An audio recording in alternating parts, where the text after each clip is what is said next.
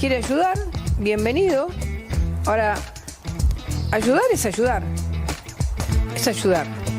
Entonces, eso es lo que tiene que hacer, ayudar, porque el gobierno necesita la ayuda de todos. Volver a convocar una gran marcha nacional, federal, en Buenos Aires y en cada una de las provincias donde tenemos universidades, y volver a expresarle a este gobierno cuál es la opinión del pueblo argentino. Pero vos no podés romper un principio democrático y ser tan inmediatamente ultra opositor a un gobierno que le tenés que dar un tiempo. Eso es un principio radical. Hay que ver de qué manera repensamos esas nuevas formas de representación para quienes no se sienten, trabajadores y trabajadoras como tal se concebía en el siglo XX. Creo que sí, seguramente muchos sectores están impulsando llevar adelante un paro general. Este modelo económico sigue apretando los salarios, apretando a los jubilados, al sector universitario. Seguramente se va a ir dando solo las medidas que se vienen. Nenhum país é de fato independente quando tolera ameaça à sua soberania. Seremos sempre intolerantes com qualquer pessoa, tenha a fortuna que tiver, que desafie a legislação brasileira. Nossa soberania não está à venda. Nenhum país do mundo é de fato independente quando o seu povo perde a esperança. Lo que el Estado dejó de recaudar por la baja del impuesto a los bienes personales, que es el impuesto a los más ricos de los más ricos, es exactamente lo mismo que lo que según la Oficina de Presupuesto le sale al Estado esta ley que se aprobó, que tiene media sanción. El que paga el costo por un decreto que limita la libertad de expresión y el acceso a la información pública y se compromete a modificarlo, y a la hora, desde la usina de Santiago Caputo, dicen acá no se toca nada, y entonces sale Adorni atrás a decir al otro día efectivamente acá no se toca nada. Entonces, pintado el jefe de gabinete. Creo que cuando atacan a los docentes, cuando atacan al sistema educativo, entre otras cosas, es desde la absoluta ignorancia de lo que ocurre y de lo que se experimenta día con día en la escuela bonaerense. Buenas noches, esto es QR, el programa conducido por Pablo Caruso habitualmente. Hoy le mandamos un gran abrazo porque esperamos con ansias de él, nosotros, que gane el Martín Fierro, que no vuelva, sino, no, sí, claro, acá lo recibimos mañana con un abrazo grande, pero además haciéndoles el aguante en un día con mucha información, de una semana con mucha información. Pero permítanme arrancar mencionando, allá por el año 2021, una campaña de las universidades, se cumplían 11 años de la desaparición de Julio López, y las universidades impulsaron una campaña que decía básicamente: ¿a qué te podés acostumbrar? ¿A qué te podés acostumbrar? Pregunto, ¿a qué te podés acostumbrar? Da la impresión que vivimos efectivamente en una sociedad que naturaliza muchas cosas que tal vez uno diría es difícil imaginar acostumbrarse a esas cosas. Pregunto, y tiene que ver con el debate de esta semana, ¿te podés acostumbrar? ¿Nos podemos acostumbrar a ver a los jubilados reprimidos? Este miércoles hay nuevamente una movilización, una convocatoria, esta vez acompañada por buena parte de los gremios de la CGT. ATE además convocó a un paro nacional, da la impresión que va a ser mucho más masivas que otras, pero de nuevo, uno sí tiene la sensación que la sociedad empieza a naturalizar que se puede reprimir a nuestros abuelos. ¿Nos podemos acostumbrar a que los jubilados pidan 15.000 pesos de 52.000 de mínima que perdieron solo por el congelamiento del bono y no pase nada? ¿No estamos viviendo en una sociedad que se acostumbra tal vez a ver una foto del gobierno, de Milei, de sus funcionarios festejando el veto a las jubilaciones? ¿O que nos acostumbramos tal vez a escuchar a un cronista que le pregunta a un jubilado, o verlo en nuestra propia casa, que ese jubilado te cuenta que tiene que pedirle plata al hijo o a algún familiar para comprar sencillamente los medicamentos?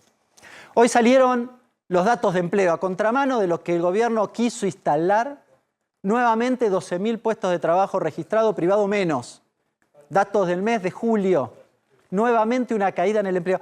¿No nos estamos acostumbrando a que haya cada vez más gente que pierde el trabajo. Bueno, porque el modelo es así, casi como justificación. No nos estamos acostumbrando a vivir en esa sociedad, no nos estamos acostumbrando a que el ajuste finalmente siempre lo pagan los mismos. Decía los jubilados, pero también podemos extenderlo a las universidades. Este jueves, y nos lo va a contar Pablo Ibáñez en un ratito, el miércoles tenemos lo de los jubilados, pero el jueves además la discusión del salario de las universidades, que por cierto tiene otro capítulo, que es la posibilidad de que si se vota, después lo vete el Poder Ejecutivo. No nos estamos acostumbrando tal vez a que lo que se vota en el Congreso finalmente el Ejecutivo lo termine vetando. Y no nos estamos acostumbrando a vivir en una sociedad con violencia, una sociedad que puede pasar cualquier cosa, que puede decirse cualquier cosa.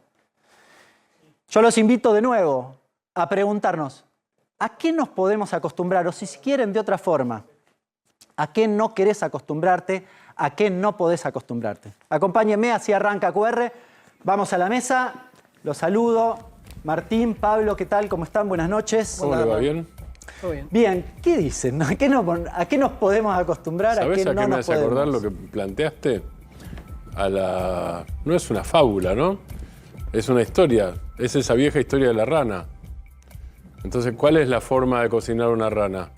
Para que no se dé cuenta, ¿no es cierto? Es agua tibia, agua fría, agua tibia, agua caliente, agua más caliente. Cuando llega el agua hirviendo y la rana reacciona, es tarde. Me parece que el tema de acostumbrarse de más, digo, a la democracia no hace falta acostumbrarse, vivimos en democracia, eso no es una costumbre, porque acostumbrarse suena casi a resignación, ¿no? O a rutina. A eso no tenés que acostumbrarte, esos son derechos. Si te acostumbras demasiado al otro, a los recortes, al recorte, a la baja, a la caída, por ejemplo, a la recesión y al salario cero, y que además en caída todas esas dos cosas. Digo, lo puedo citar a Lester, si querés, lo traigo un día y viene con los gráficos y te muestra. Digo, acostumbrarse a eso es la historia de la rana.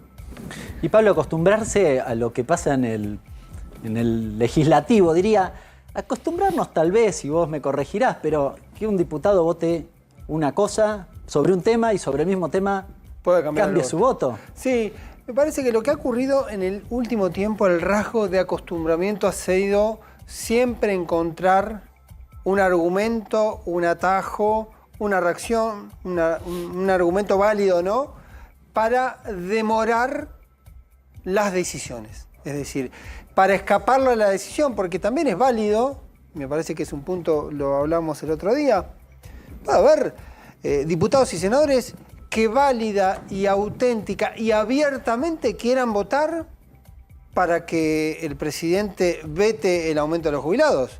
Como también válido, correcto, abiertamente, puede haber otros, como lo habían manifestado, quieran oponerse al veto para que rija el aumento de los jubilados.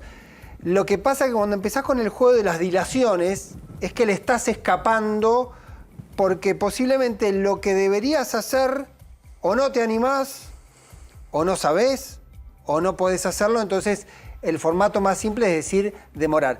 Mucho de lo que va a ocurrir esta semana va a tener ese rasgo, porque primero vamos a hablar del veto, pero también el jueves puede haber sesión en el Senado, una sesión que debió ocurrir el jueves pasado y que también encontró socios el gobierno para que no haya sesión y para demorar una semana la discusión. Que habrá que ver. Estamos hablando de la cuestión universitaria. Estamos hablando de la actualización de los fondos universitarios para el financiamiento del funcionamiento universitario y también para el salario de docentes y no docentes universitarios, que simplemente quiero recordar como dato, un informe que repasamos la semana pasada muestra que el atraso para los salarios de docentes y no docentes universitarios está peor que el trabajo no registrado.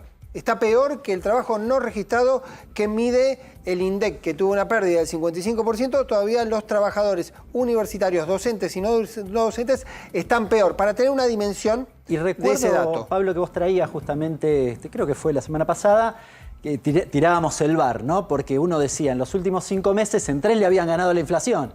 Pero claro, cuando vos tirabas la serie hacia atrás, veías que en diciembre y en enero, meses donde la inflación fue del 25,5 y 26. Cero aumento. habían tenido cero aumento. Cero aumento. Allí se concentra la pérdida. Y pérdida. eso explica esa pérdida. Pero digo, también está demorado, uno podría decir inexplicablemente desde el punto de vista práctico. Insisto, ¿pueden tener razones políticas para decir no queremos tratar esto? No parece haberlas, porque también está demorado el tratamiento del DNU de los 100.000 millones para fondos reservados de la CIDE, que votaron todos los bloques, absolutamente todos, menos la Libertad Avanza, en diputados. A ver, repasemos la agenda del jueves. El jueves tenés jubilaciones. No, el jueves tenés... tenés universitario. Fondos universitarios. Y tenés la plata de la CIDE. La plata de la CIDE. Universitarios, el Senado, porque ya fue sancionado a favor en diputados. Se convierte en ley si se aprueba en Senado sin modificaciones. Y el tercer tema, que es importante para algunos actores, medio marginal en este contexto de las urgencias, es la boleta única papel. Ese tema fue el que se usó la semana pasada como para decir, che, no tenemos los votos para avanzar, mejor demoremos una semana el tratamiento. ¿Todo eso está en agenda en una convocatoria para el jueves o todavía tiene que pasar por comisión? ¿Cómo es? No, ya está todo previsto. Se pudo tratar el jueves pasado, se debería discutir este jueves, pero también siempre existe el mecanismo de que haya. Se puede repetir la misma escena de la semana pasada, que el radicalismo diga no damos el número para quórum y no haya sesión para discutir en el Senado. De todas maneras, antes del Senado está diputados, porque eso va a ocurrir el miércoles y ahí también hay mucho para repasar, para poner el zoom sobre lo que ha ido ocurriendo. Bien, vamos a la pantalla, vení, acompáñame. Así analizamos justamente esto que mencionabas, la agenda legislativa de esta semana. Miércoles, diputados, jueves, Senado con un montón de cosas. ¿Por dónde arrancamos? Hoy a la mañana, Martín Menem, presidente de la Cámara de Diputados, aceptó el pedido que le hicieron la semana pasada de diputados del radicalismo para que este miércoles 11 de la mañana sesione en una sesión especial la Cámara de Diputados para discutir el veto presidencial, que finalmente fue veto total, a la ley que actualiza las jubilaciones y que establece un par de requisitos para ir hacia adelante. Recordemos, el presidente vetó absolutamente ese tema y eso ahora, la dinámica establecida por la Constitución es que puede volver al Congreso y si las dos cámaras juntan 2/3 de los diputados y 2/3 de los senadores, pueden insistir con el proyecto que fue y después va al Senado.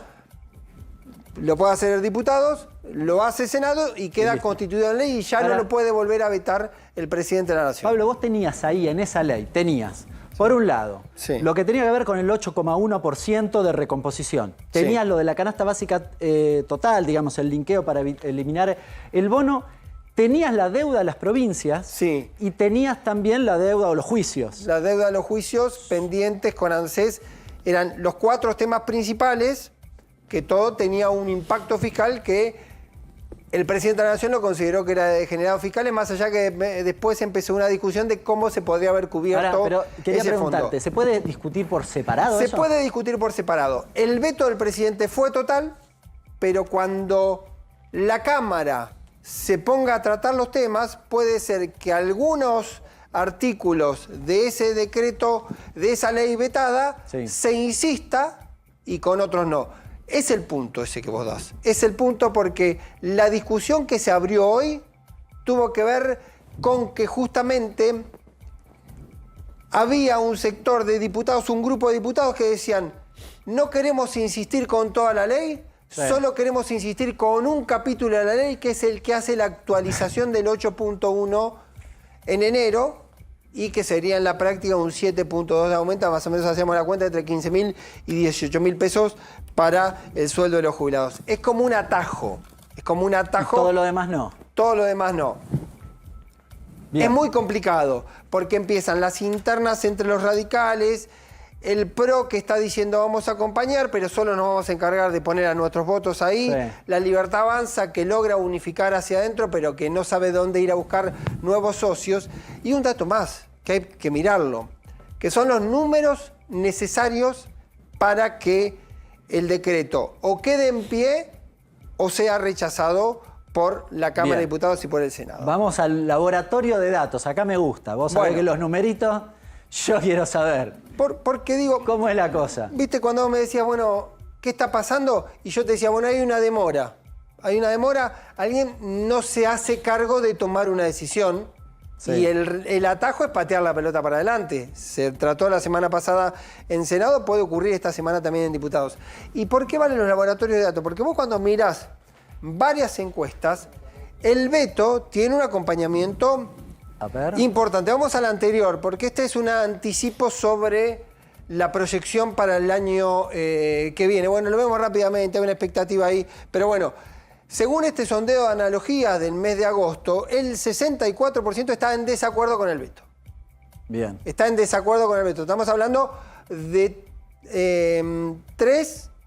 2 cada 3 argentinos está en desacuerdo con el veto. Si no me equivoco, solo el 20 está de acuerdo. Solo el 20 está de acuerdo porque después hay un sector... 1 de 5. Indefinido, claro, sobre los que manifiestan oportunidad. Entonces, acá tenés un dato. Vamos a ver otra placa que tiene que ver con otra consultora que también se conoció el estudio este fin de semana, que es Opina Argentina, que están pidiendo un número parecido, 59 en contra, 35 que considera que es una medida positiva. Acá dice que el veto sería una medida negativa y un porcentaje considera que es positiva. Pero vamos a ir a la tercera placa, que es de 3.0, y me parece que acá hay una cuestión muy interesante para explorar, y esto que te digo yo, cómo hay cierta idea de dilatar la decisión. Porque cuando acá le pregunta, esta es la consultora de Sheila Winker. Pensando en la economía del país, ¿cuán de acuerdo está con la siguiente frase? El superávit fiscal no se negocia. Bueno, esa es una frase clave del presidente de la Nación que me dijiste.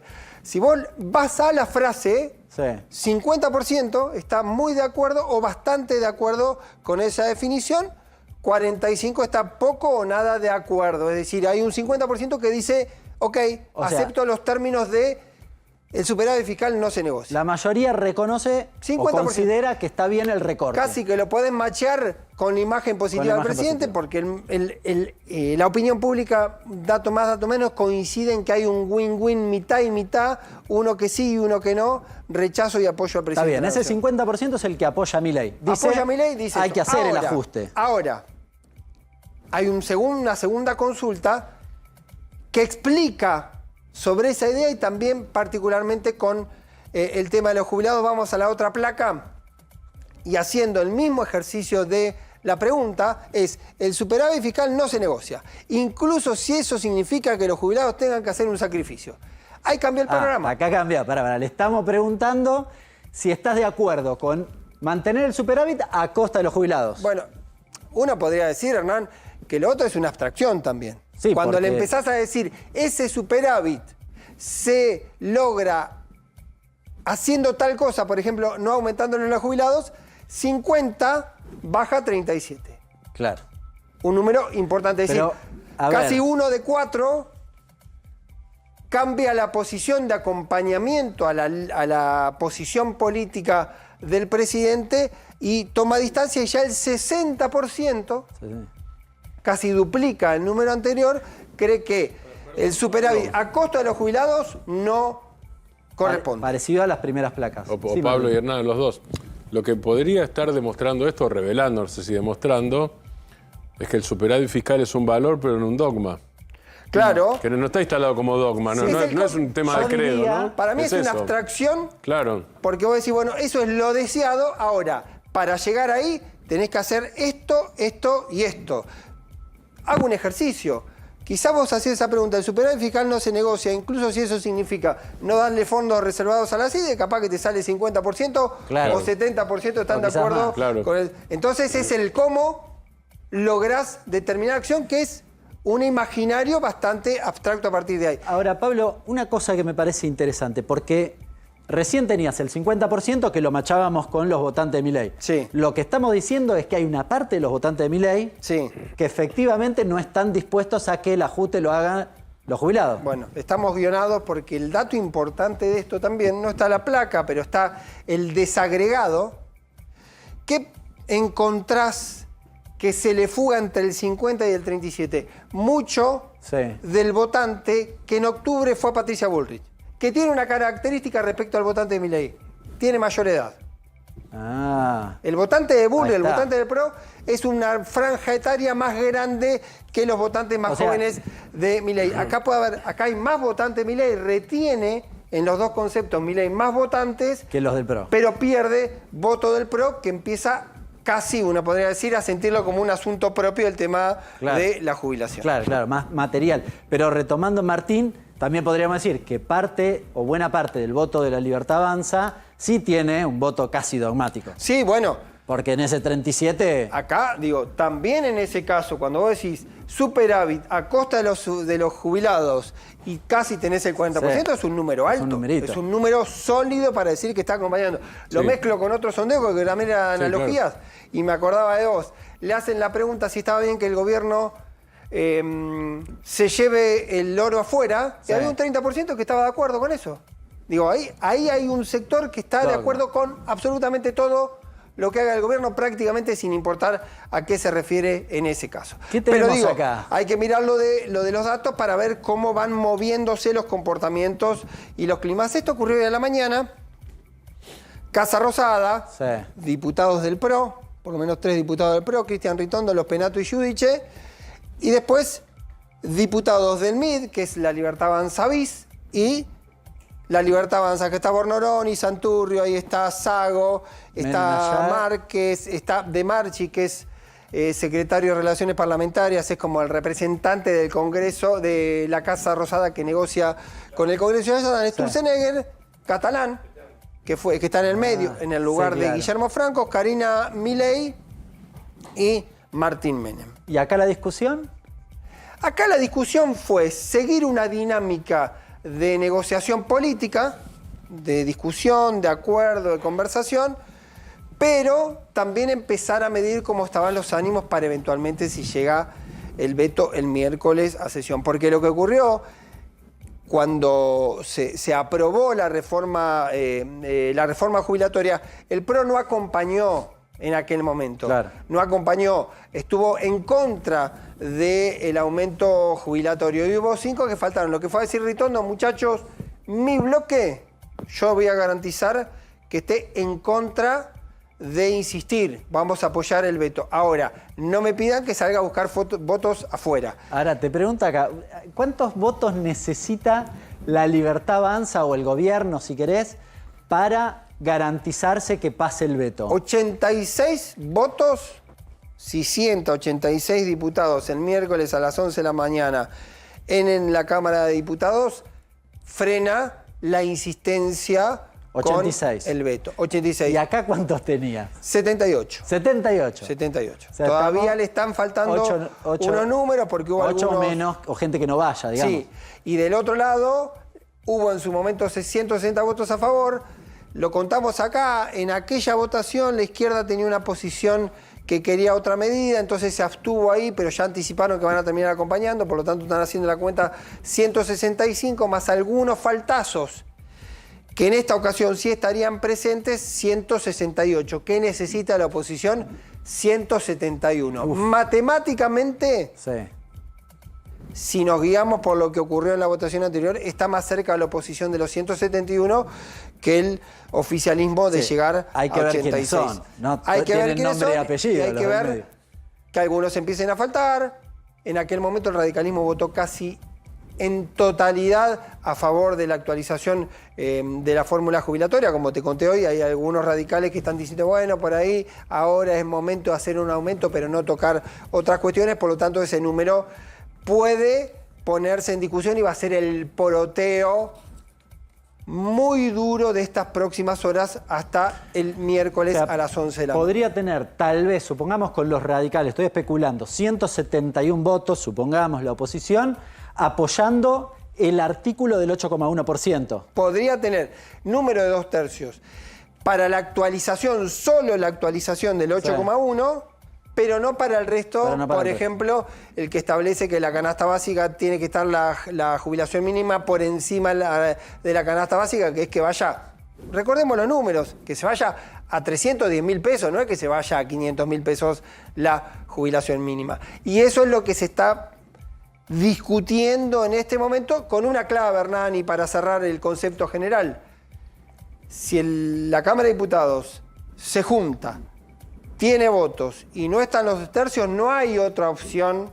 Ya no hay. Una vez que jugaste, ¿es partido ganado o partido perdido? Bien. Por lo menos no es que tenés la posibilidad de rediscutir la cuestión y en todo caso volver a plantearlo. Bien, volvemos a la mesa. Estamos en contacto por Zoom con Fernando Carabajal de la Unión Cívica Radical, diputado nacional, obviamente. Le vamos a preguntar por este tema. Está en el centro de la escena, en el centro de la discusión, del debate público. ¿Qué va a pasar el día miércoles, en principio, en la Cámara de Diputados respecto a este tema? ¿Qué tal, Fernando? ¿Cómo estás? Buenas noches, gracias por atendernos. Buenas noches, ¿cómo estás? Un gusto. Fernando, no sé si escuchabas recién un poco la columna que hacía Pablo Ibáñez. ¿Cuál es la situación del radicalismo hoy? ¿Qué han discutido? ¿Cuál es tu postura? Sí, bueno, nuestra postura que es clara y tiene que ver con la posición que ya tuvo el bloque en el momento en que se discutió esta ley, que es sostener el dictamen y sostener la ley que hemos aprobado. Lo cierto es que en el veto presidencial no hay nuevos argumentos, no hay ninguna situación nueva, es solamente la reiteración de lo que La Libertad Avanza ya dijo previamente, que lo hemos discutido en el recinto, por lo cual no hay razón alguna que justifique que podamos cambiar de posición. Hay que recordar que la ley previsional fue una iniciativa, esta ley previsional fue una iniciativa de nuestro bloque, el texto aprobado es el dictamen de nuestro bloque, acompañado por supuesto por muchos otros sectores políticos de la Cámara, y en consecuencia nuestra obligación es el día miércoles ir a rechazar el veto para asegurar, como bien se decía en la columna introductoria, una ley previsional que no es que le soluciona la vida a los jubilados ni que le recompone salario. Lo único que hace con mucha prudencia fiscal, con mucho sentido de responsabilidad, pero también con un sentido de equidad y solidaridad, es impedir que siga cayendo o que se deteriore el haber previsional respecto a la inflación.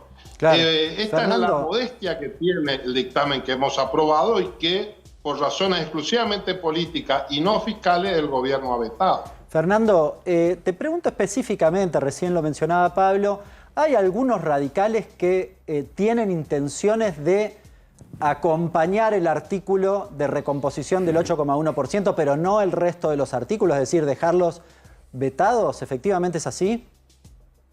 Es cierto que se maneja esa hipótesis, de hecho una de las secretarias del bloque lo hizo público como una posibilidad.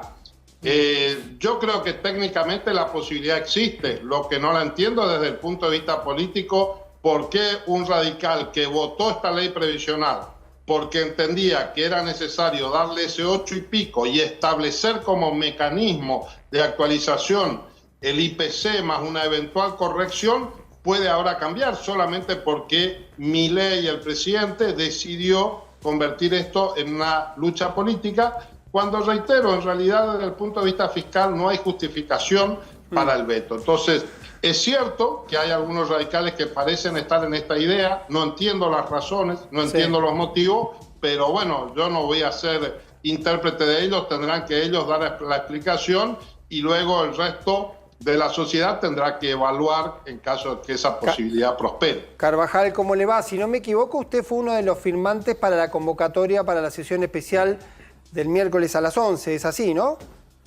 Sí, efectivamente, yo fui uno de los firmantes, firmamos cerca de 20 radicales y también de la coalición cívica, de Encuentro Federal, distintos bloques. No recuerdo el resto de los firmantes, pero hay una lista de 7 diputados, Soledad Carrizo, Luis Vicat, Roxana Reyes, Mariano Campero, Pamela Verasay, Tournier y Lisandro Nieri.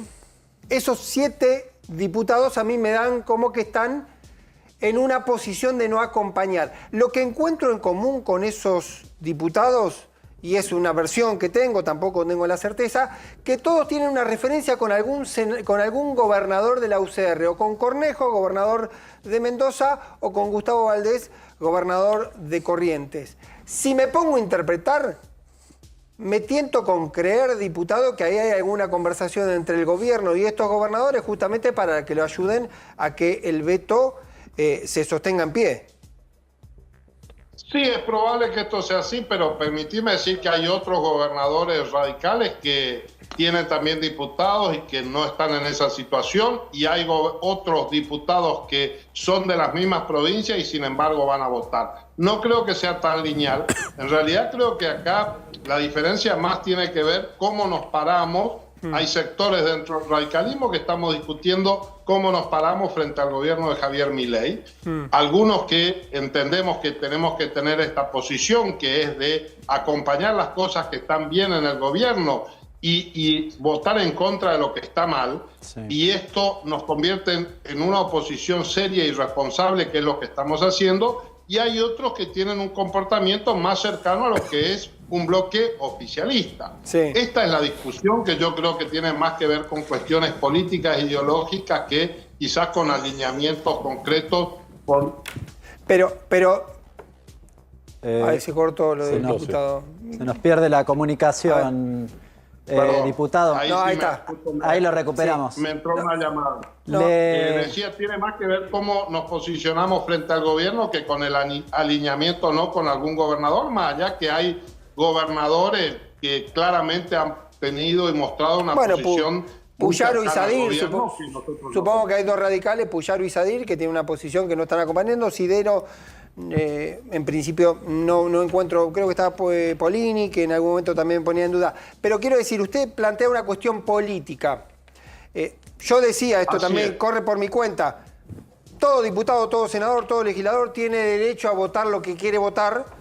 Lo paradójico en este caso es que hace 20 días votaron de una manera y que ahora podían votar de otra manera. Eso abre una serie de suspicacias. ¿Por qué puede uno cambiar el voto? ¿Por qué creer que hace un mes una ley era buena y el mismo legislador un mes después crea que esa ley ya no es buena? Sí, yo no le encuentro explicación. Tendrán que, diputados que hagan eso tendrán que salir a explicar y van a tener que ser muy claros en la explicación, porque la verdad es que la sospecha y las suspicacias aparecen.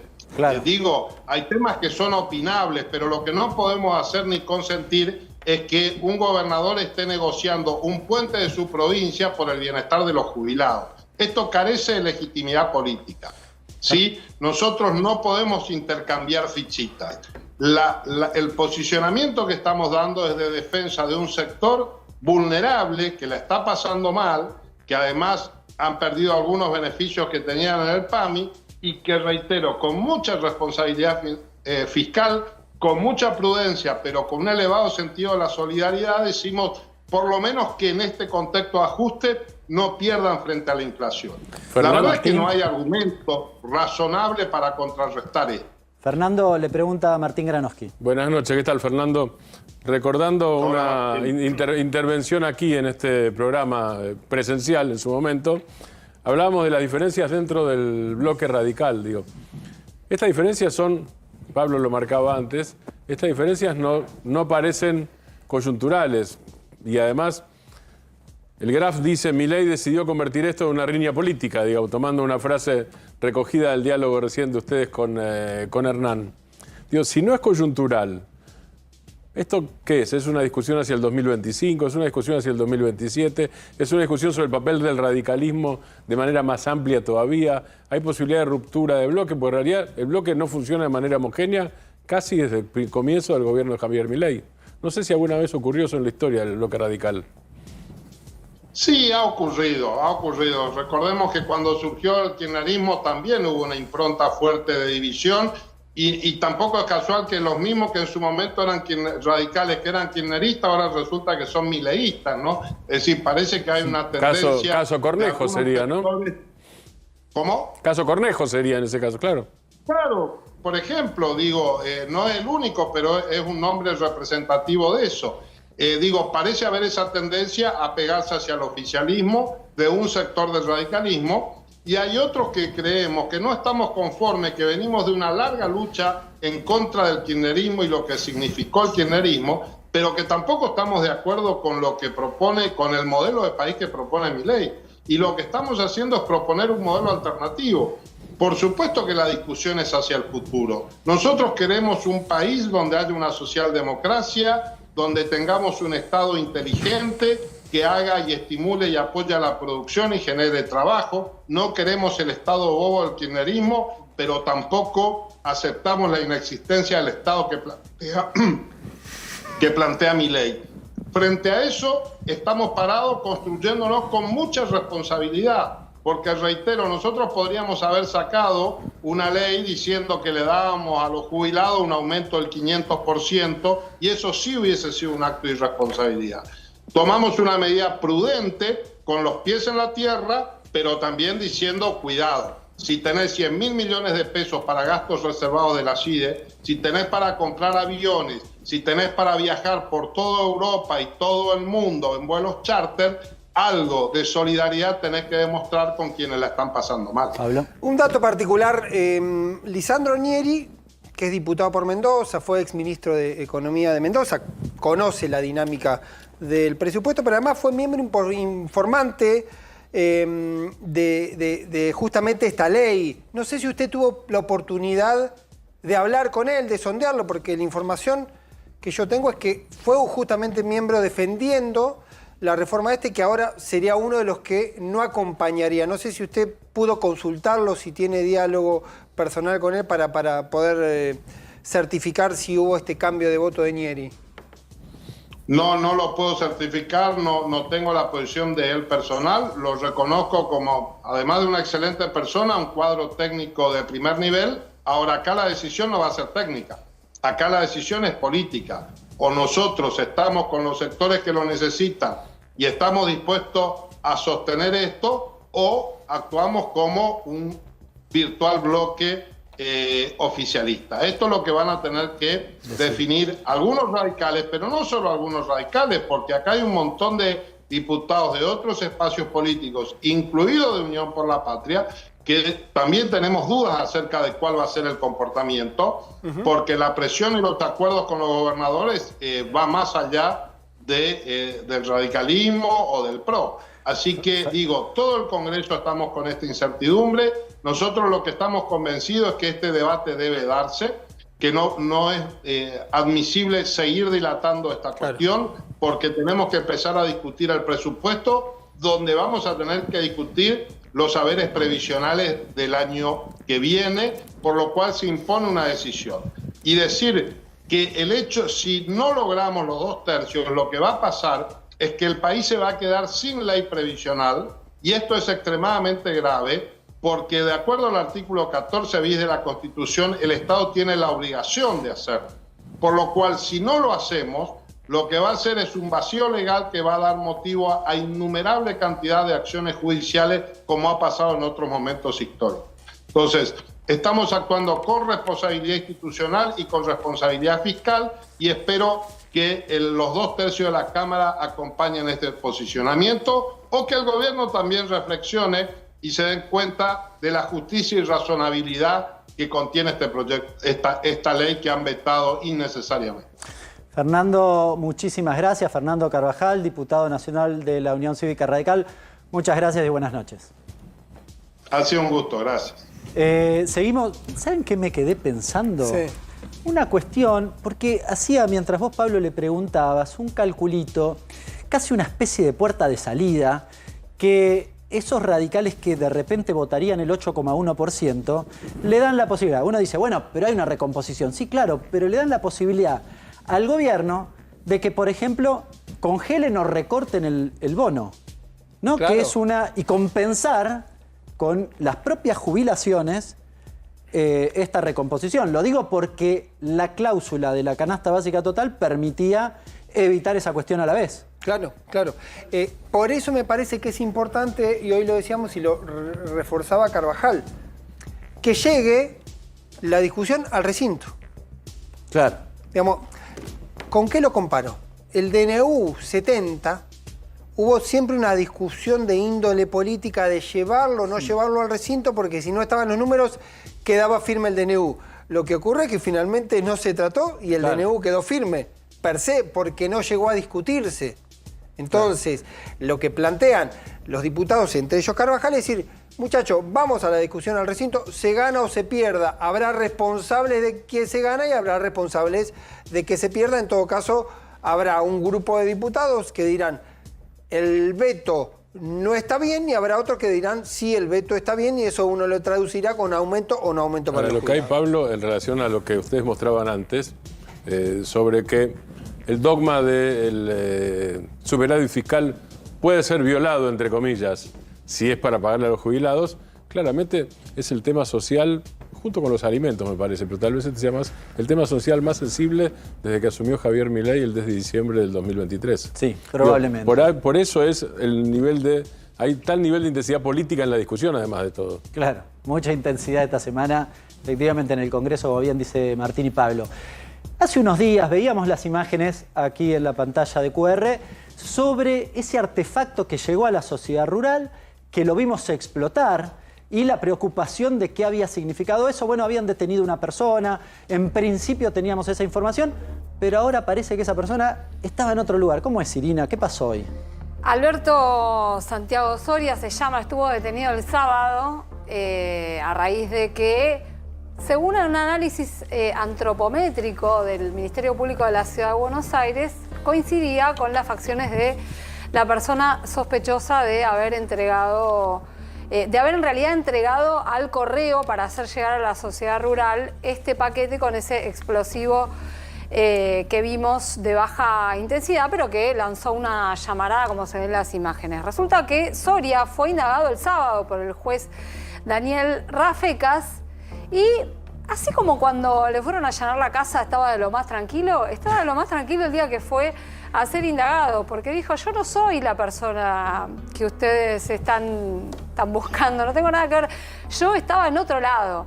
Soria es un agente inmobiliario que estaba en una capacitación en ese momento, en un evento en Barrio Norte, en un lugar que se llama Salguero Plaza, y además efectivamente mandaron a buscar las cámaras de ese lugar y Soria estaba sentadito escuchando la capacitación ahí, y lo mismo decía la antena de su celular. La única coincidencia que habían encontrado era un movimiento en su tarjeta SUBE y la foto relacionada con la tarjeta SUBE, que entre 200 personas el Ministerio Público de la Ciudad de Buenos Aires había asociado equivocamente con la cara de él. Qué falible que es el sistema, ¿no? No, qué falible. Te pregunto por una cosa. Había trascendido que en la casa de Soria habían encontrado una guía T marcado con la sociedad rural. ¿Esto era real, no? Era real, pero era hace de como una década. Aparte la guía T, perdón, ¿de qué época es la guía T? La guía T, la guía T. La guía T debe tener 20 años. ¿No es la guía T? 20 años debe tener la guía T. Él dijo sí. Iba a ver una feria de mascotas. ¿Cómo llegar a ver? Los cachogos. Cachogos. Ahora, retomemos lo de lo falible del sistema. ¿Cómo es esto? Porque además trascendió, parecía que ya habíamos encontrado al culpable, bueno, ya todo el mundo lo conocía. Eso tiene que ver con la movida que suele hacer el gobierno nacional cuando aparece un dato, en este caso en sociedad con el gobierno de la Ciudad de Buenos Aires, cuando aparece un mínimo dato que puede dar una pista sobre un caso de estas características, y ellos ya estaban preparando una conferencia de prensa para las 6 de la tarde para salir triunfales a decir, miren lo que encontramos al culpable de haber enviado esto. Bueno, y se llevaron este sorpresón, tuvieron que suspender todo, y a lo que voy es a que pero faltó un poco de cautela. A ver, ¿no? cuando estaban... ¿Suspendieron la conferencia porque efectivamente se dieron cuenta que no era la persona? Sí. Si ya lo saben hace un par de días. Lo saben desde el mismo sábado, porque el sábado fue cuando declara esta persona. El juez Daniel Rafecas lo tuvo detenido porque tuvo que cotejar con las cámaras, con toda la documentación. Tuvo que verificar además este estudio que hizo el Ministerio Público de la Ciudad de Buenos Aires y bueno, recién ahora por eso lo deja en libertad. Digo, tomó todos los recaudos, pero evidentemente el gobierno ya sabía el sábado que lo que este hombre había declarado y les habrán mandado a decir, paren un poquito porque nada indica que sea el verdadero responsable. Perdón con eso, digo, si fue importante el uso de la SUBE, ¿sí? El traslado, en todo caso, hipotéticamente, como los movimientos. Sí. Uno también sabe que muchas veces la SUBE se pasa de mano en mano, se le pueden haber robado. Pero no solo eso. Es extraño que alguien esté llevando un explosivo en el subte, ¿no? O sea, que se suba, que vaya con la SUBE, con el explosivo, sabiendo que además te pueden rastrear con la SUBE. Me parece, o sea, me hubiera parecido una torpeza importante. Puede ser. Movía las plantas, decís vos. Sí, Estaba escondido, movía las plantas. Podría pasar. Lo digo en los términos de... puede ocurrir eso. Ahora también la lógica es que tenés que ser más cauto porque mirado a ir a festejar el gol y que después se den cuenta que el gol está en offside, tenés un problema, porque ahora la dificultad es doble. Es decir, porque el partido metiste a alguien que no tenía nada que ver y además quedaste medio como un tonto porque te comiste todos los amagues. No, o sea, no solo medio, sino como bastante irresponsabilidad, ¿no? Claro. Porque justamente se estaba prácticamente celebrando y la ministra Bullrich hizo lo que hace habitualmente, ¿no? Que es prácticamente ponerse a celebrar algo que todavía no estaba corroborado. Lo de la SUBE incluso, además, por sí solo, no es prueba, porque era solamente el inicio de un recorrido, entonces solo no servía. Y además había que porque completar la información. Una celeridad para tratar de vincular esto políticamente, ¿no? Digamos, Es que durante el estos viernes- días... Eso es, y la cuestión Irina, del vos- veganismo, del movimiento Claro. vegano. Fue muy gracioso que el Vos sábado... mostraste el viernes el comunicado, sí, era el Ministerio de Seguridad, ¿no es cierto? Era de Sí. Bullrich, diciendo que había sospechas de un peligroso comando terrorista vegano, ¿no es cierto? Anarquista, además, perdón. la verdad Anarquista terrorista vegano, más o menos eran Perdón las que tres me tiento cosas. con esto, pero el sábado aparte la noticia era que la casa milanesa. de Tenía la casa de Teo milanesa. Que había milanesa, había pero milanesas en el Ahora, freezer. datos objetivos de la realidad. A esta altura del lunes, ¿qué sabemos? Bueno, a esta altura sabemos que Alberto Santiago Soria no es, que el juez Daniel Rafecas sigue investigando. No sabemos exactamente cuáles son las pistas que está siguiendo, ni las vamos a saber más después de este tropezón. Como corresponde, además. Claro. Además, la lógica es esa. Si lo querés encontrar, lo tenés que estar avisando. Déjame agregar una información. El jueves por la noche hablé con alguien muy al tanto de la investigación, o por lo menos con conocimiento de cierta dinámica, y me dice que había una hipótesis nada firme sobre supuestos grupos veganos o anti-soja transgénica que habían utilizado mecanismos similares en Chile, pero cierro la conversación diciéndome, igual, esto tranquilamente puede haber sido un empleado disconforme, alguien que tiene una situación personal con alguien. No le demos la dimensión, y me lo dice alguien muy involucrado, incluso bastante involucrado en todo el procedimiento de darle entidad a los organismos de inteligencia, que fue el argumento que usó muy rápidamente el gobierno diciendo, pásalo de pino y ustedes no me quieren dar 100 millones para la CIDE. Y la verdad que si se los están dando para esto, y es bastante triste, ¿no? Claro. Si la justificación es, no, encima todo fallido, ¿no? O sea, perdón, lo que sabemos es que hay un señor que es muy riguroso en el momento de capacitarse en su oficio y que come milanesas. Exactamente. Punto. Y que, usaba la guía T. No, y agrego una Exactamente. cuestión adicional, que es que el dinero que utilizaron para la CIDE, la verdad que si lo están utilizando para esto, lo están usando mal. Claro, por Porque eso no ha digo, resuelto nada. Si es esto, están tirando la plata. Me tiento con una diagonal más complicada, A ver. que tampoco todos los organismos de inteligencia son lo mismo.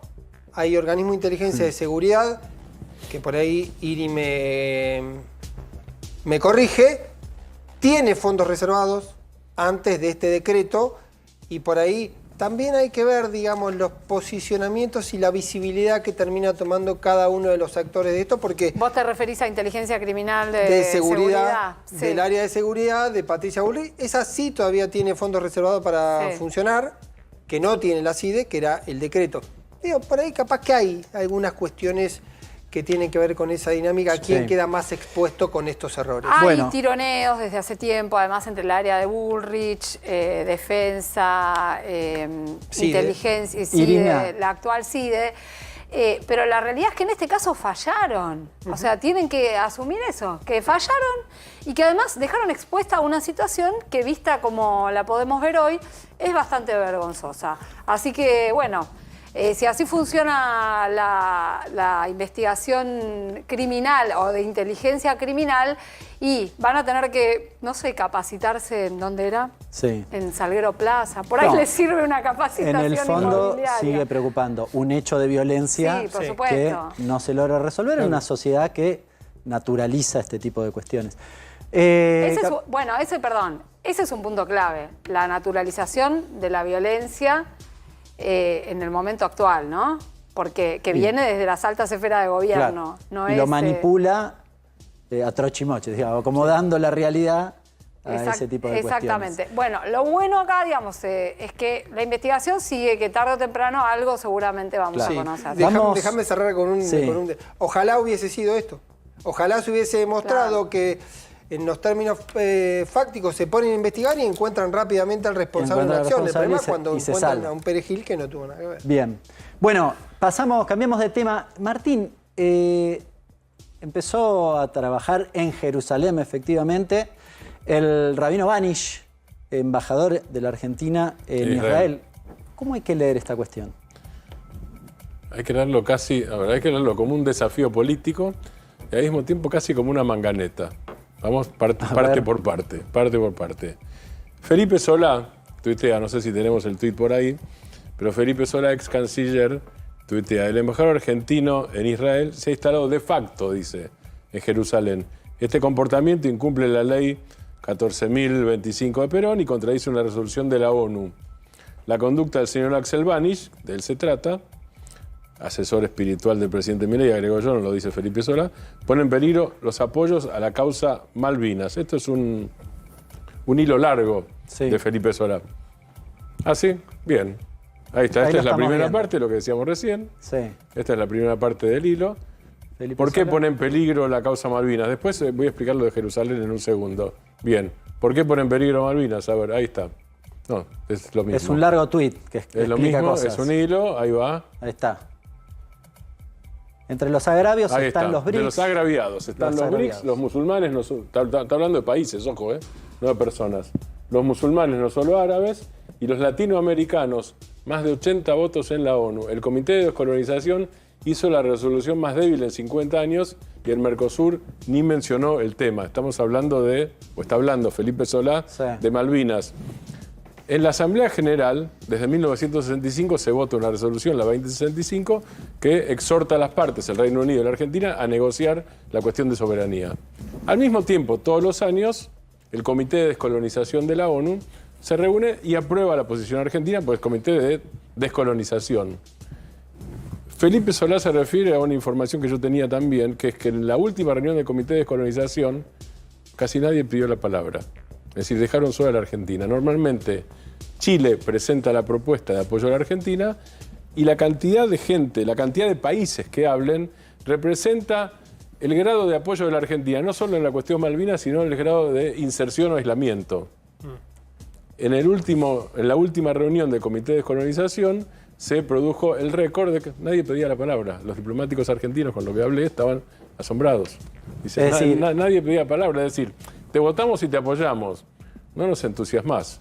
Y no nos entusiasmás porque tu récord, como dicen los diplomáticos, digamos, tu registro de votos no es lo que venías haciendo hasta el momento. Estás rompiendo las alianzas tradicionales, estás cambiando tus votos. Ni siquiera esto lo estás negociando con esa mayoría de los países de los que habla Felipe Solá. Esta es una parte. La otra parte, yo pregunté, ¿cómo es el tema de Jerusalén? En Jerusalén hay muy pocas embajadas, porque Jerusalén es, una parte de Jerusalén por lo menos, o Jerusalén si ustedes quieren, es territorio en disputa. No está bien. ¿Qué países tienen embajada en Jerusalén? Guatemala, Papúa Nueva Guinea y Estados Unidos. Nadie más. Y pretende la Argentina. Nadie más. Y la Argentina pretendía, cuando fue la reunión de la Comisión de Acuerdos del Senado para darle el acuerdo para que Axel Banish fuera embajador en Israel, la condición que pusieron varios diputados, entre ellos Martín Lustó, pero no solamente Martín Lustó, fue un compromiso de que no iba a moverse la embajada a Jerusalén, justamente. ¿Por qué no iba a moverse? Porque esto sería incumplir resoluciones de la ONU y poner en cuestión justamente temas como el reclamo argentino de Malvinas. Esa es la relación que tiene. Ahora, esa es la llamativa. Y se comprometió. Martín, Y ahí viene la manganeta. una pregunta medio básica, Dele. pero ¿y cuál sería el beneficio entonces? Porque digo, tiene todas estas contrariedades que acabas de describir, que veíamos Sí. en el tuit de Felipe Solá y demás. Ahora, el gobierno, si lo pienso de buena leche, ¿para qué hace esto? ¿Cuál es el beneficio? ¿Que hay un acuerdo detrás que desconocemos y que tal vez podemos inducir? Yo averigüé y no hay acuerdos. Lo que hay es una posición del gobierno que es pública, que dice, lo dijo el presidente Milei, nosotros nos alineamos con Estados Unidos e Israel. No hay ninguna tradición en la Argentina que indique esto, ni siquiera de gobiernos pro-occidentales. Por otro lado, no hubo gobierno en la Argentina que no haya tenido buena relación con el Estado de Israel. Por empezar, a partir de un dato. Juan Domingo Perón reconoce a Israel en 1949 y manda embajador. Digo, no hay una tradición peronista o populista, para decirlo en términos peyorativos actuales, de desconocer la existencia del Estado de Israel, sino por el lado de la Argentina, y esto tiene consenso, más bien lo contrario.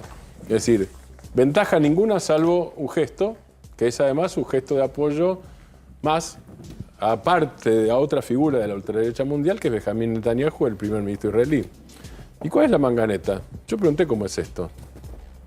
Y entonces la respuesta es una respuesta Y entonces me dicen, no, el embajador Banish tiene residencia, o sea, alquila casa en Jerusalén.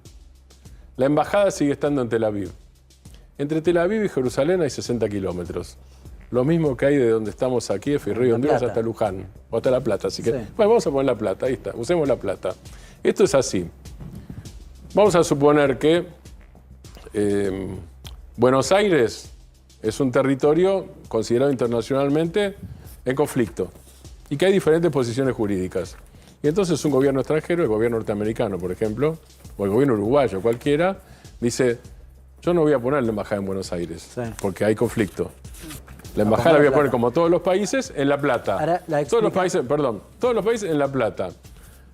Ahora, viene el embajador de Estados Unidos o de Uruguay o de Israel y alquila una casa en Buenos Aires, la alquila en Esmeralda y Juncal para estar enfrente de la Cancillería. Esmeralda y Arenales, perdón, para estar enfrente de la Cancillería.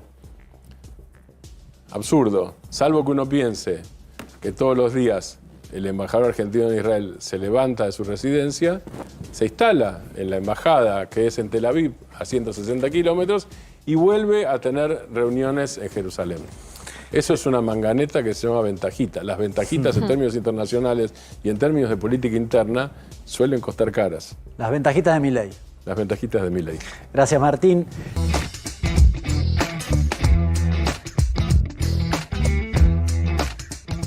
Seguimos en QR hasta las 11.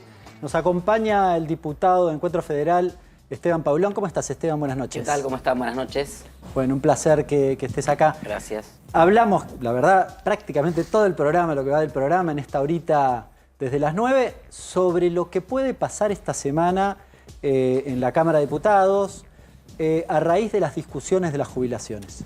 ¿Qué expectativas tenés para el miércoles? ¿Qué te preocupa? ¿Qué ves que puede pasar? Hay mucho poroteo. No, nosotros somos optimistas, ¿no? Desde el momento en que el presidente Javier Milei vetó la ley y el veto total clausuró cualquier tipo de diálogo y negociación que se había abierto en función de sostener al menos el aumento de las jubilaciones. El presidente, en este gobierno de la hipérbole, donde a todo nada, todo el tiempo, decide vetar completamente la ley. Bueno, empezamos a trabajar en juntar esos 2/3 en el Congreso para insistir el miércoles. Lo escuchaba hace un rato mientras venía para acá el diputado Carvajal planteando esto de, bueno, hay que tratarlo cuanto antes. Y efectivamente hay que tratarlo cuanto antes. Vamos a una sesión el miércoles donde va a haber muchos ojos puestos en lo que pasa en la sesión. Va a haber una marcha afuera donde quiero aprovechar para invitar a que la sociedad y la ciudadanía se sumen.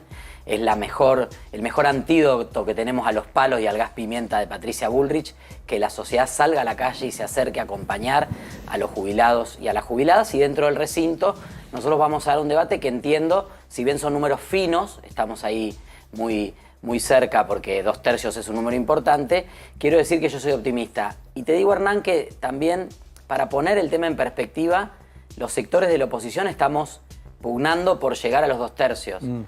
el oficialismo no llega al tercio. Digo, para que también tomemos dimensión de la debilidad que tiene el oficialismo en el Congreso, que más allá de que entiendo que hay negociaciones políticas, diálogo con los gobernadores, hay una debilidad objetiva, obviamente... Vos decís que el gobierno no pueda ni siquiera juntar con alguna seguridad 86 votos y decir, esto me acompaña. Por eso, te hago una pregunta específica con el bloque de ustedes, que en la votación anterior, que es el registro que podemos mirar, sí, claro, hubo algunos ausentes, si no me equivoco, Morcho y algo más, y hubo un voto negativo, que fue en aquel momento de Ricardo López Murphy, pero él hizo algunas observaciones después como diciendo, si hubiese sido veto parcial, yo seguía acompañando. Vos, no sé si se habló en el bloque. Sí, lo charlamos y la posición de Ricardo fue que, si bien él votó originalmente en contra, tenía algunos matices con el proyecto, también entiende que el Congreso tomó una decisión.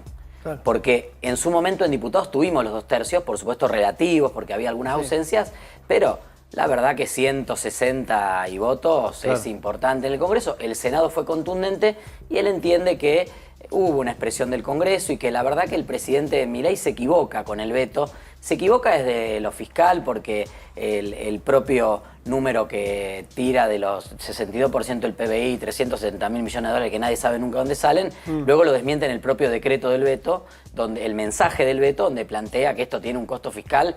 El número que calcula el gobierno es muy similar al de la oficina del Congreso, ¿no? Esteban, nos estás adelantando que López Murphy acompañaría la posición de ustedes. Todo el bloque, porque Pablo te preguntaba tal vez por algunos que habían estado ausentes y demás, ¿todo el bloque vota en contra del veto? Sí, nosotros tuvimos una reunión de bloque y se conversó de acompañar y de avanzar en un sentido de unidad en el bloque, entendiendo que hay que hacer un esfuerzo muy grande, porque obviamente, seguramente, en la primera votación éramos 240 diputadas y diputados presentes, algo más. Ahora, este miércoles seguramente, salvo algunos que viajan, pero eso está repartido proporcionalmente en todos los bloques, así que no va a afectar mucho el poroteo de los 2 tercios, el resto estaremos allí en un número muy ajustado, donde bueno, hay que hacer un esfuerzo, y en el bloque entendemos que realmente no solo es justo este aumento, no solo es justa esta recomposición, sino que es necesaria en un contexto donde muchos rubros que se pueden considerar salario complementario, transporte, luz, gas, medicamentos, etcétera, o sufrieron aumentos o fueron recortados. Entonces,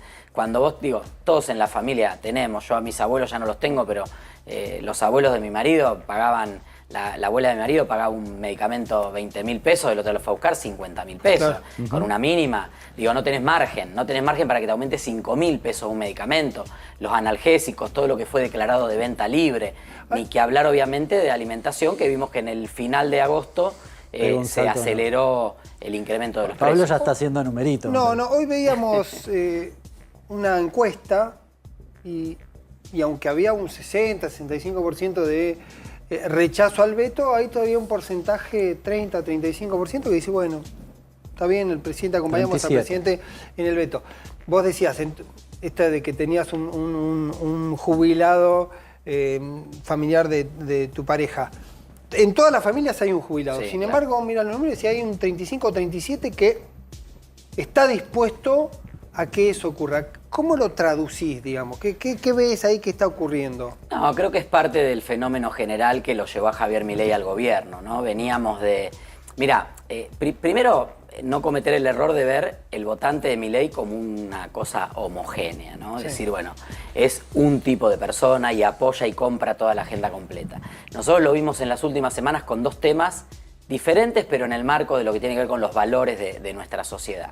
La visita de 6 diputados libertarios a los represores, claro, y los dichos de Cunio Libarona en la Comisión de Género. En ambos casos, rechazo mayoritario. O sea, para que diputados de la Libertad Avanza digan, nosotros no fuimos a ver a los represores, son ellos 6 aislados.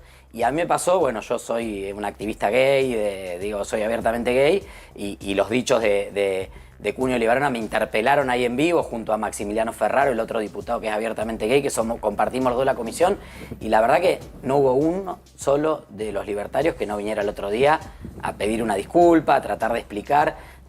Hay un sentido de que hay ciertos valores que hoy en la sociedad siguen estando. Los valores de la sociedad plural, democrática, de los derechos humanos están. Después hay un enojo terrible. Planteado en términos de lo que el gobierno llama batalla cultural. Yo creo que la tienen perdida. Es lo que te iba a preguntar. Exactamente eso. En realidad no hay un triunfo seguro que no, por lo menos. A ver, puede haber un porcentaje minoritario de la sociedad que en otro momento sintió que tal vez era políticamente incorrecto decir lo que pensaba.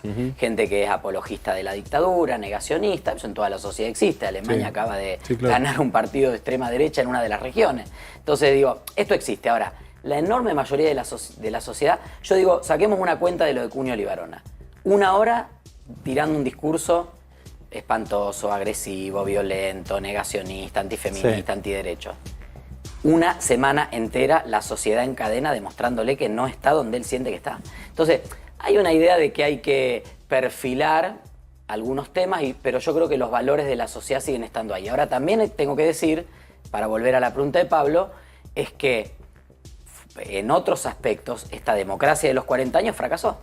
En la pobreza infantil, en los pibes que se van a comer con hambre, se van a comer, no se van a dormir con la panza vacía, en no poder enfrentar el tema de la inflación, en el endeudamiento, en las jubilaciones. En todo eso, bueno, todavía hay un crédito. Lo que pasa es que ese crédito, Pablo, se va achicando.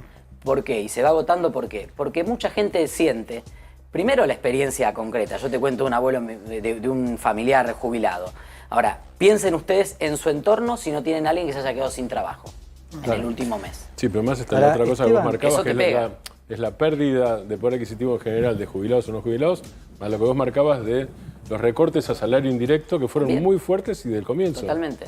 Por eso la supuesta recuperación del salario registrado tampoco impacta en un mayor consumo, porque la gente ahora paga el bondi, paga 70 lucas la luz, el gas, la despensa. Claro. Ahora, Esteban, vos recién mencionabas las menciones, diría lo de Cunio, pero también lo de Adorni en su conferencia del día posterior. Comparto tu lectura. ¿Por qué entonces el gobierno hace esto a sabiendas de que en términos sociales no tiene demasiada aceptación? Y le agrego una cosa, los diputados libertarios yendo a hablar con vos, porque si no pasara eso uno podría decir, bueno, es ideológico y ya, pero da la impresión que no. Hay de todo. Yo creo que hay un núcleo más cerrado que vino a tratar de instalar y dar este debate. Digo, cuando uno escucha lo que dice Cunio Libarona es más parecido a un panfleto de Nicolás Márquez y Agustín Laje que un discurso de un ministro. De hecho, en un momento dice, esto me lo dieron porque esto es lo que dice de Milei. Yo estaba al lado de él porque soy autoridad de esa comisión, leía filminas de PowerPoint, impresas, bajadas de la computadora, o sea, digo, había parte de texto de él y había parte leída. Creo que hay una postura, un postureo, también querer agradar al líder, al presidente, que evidentemente, si bien pareciera que a los temas sociales y humanos no le da mucha bola, en este sentido hay una posición, muchos intentan acercarse, tampoco lo descontextualizo del momento en que ocurrió. Discusión por nuevos cargos en la Corte Suprema de Justicia y un ministro de Justicia pintado.